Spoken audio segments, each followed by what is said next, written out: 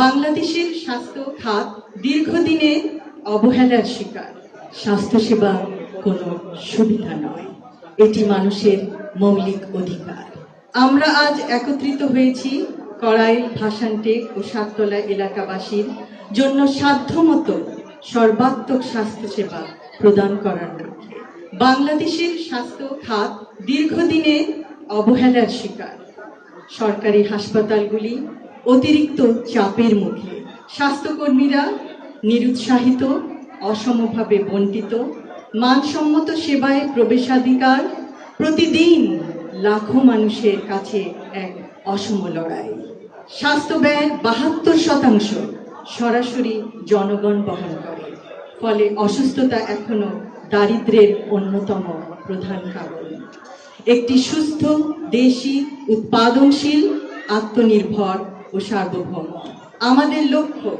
আর কোনোদিন কড়াইল, ভাসানটেক, সাততলার এলাকার জনগণ চিকিৎসা সেবা থেকে বঞ্চিত না হন। নবজাতক শিশু থেকে শুরু করে বয়োবৃদ্ধ পর্যন্ত সকলেই যেন সুচিকিৎসা পান। অন্তঃসত্ত্বা মা বোনেরা জটিল সমস্যারও চিকিৎসা সহজে ও দ্রুত পান। হৃদরোগ ও যে কোনো ইমার্জেন্সি সেবার জন্য এলাকাবাসী যেন মুহূর্তে অ্যাম্বুলেন্সের জন্য তাদের সেবা পান।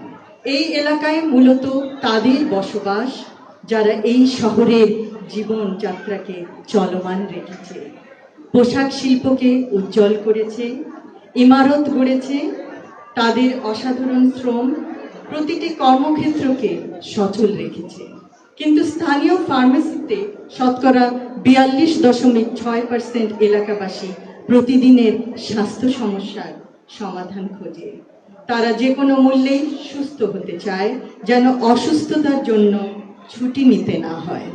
আমার প্রিয় ঢাকা ১৭ অন্তর্গত কড়াইল, ভাসানটেক, সাততলার এলাকাবাসীর স্বেচ্ছাসেবী কর্মীবৃন্দ ও কুর্মিটোলা জেনারেল হাসপাতালের সদস্যবৃন্দ একত্রিত হয়ে বহু প্রাণ বাঁচাতে সক্ষম হবেন। স্বাস্থ্যসেবা এখন তাদের দোরগোড়ায়, কারণ আমরা বিশ্বাস করি স্বাস্থ্যসেবা কোনো সুবিধা নয়, এটি মানুষের মৌলিক অধিকার।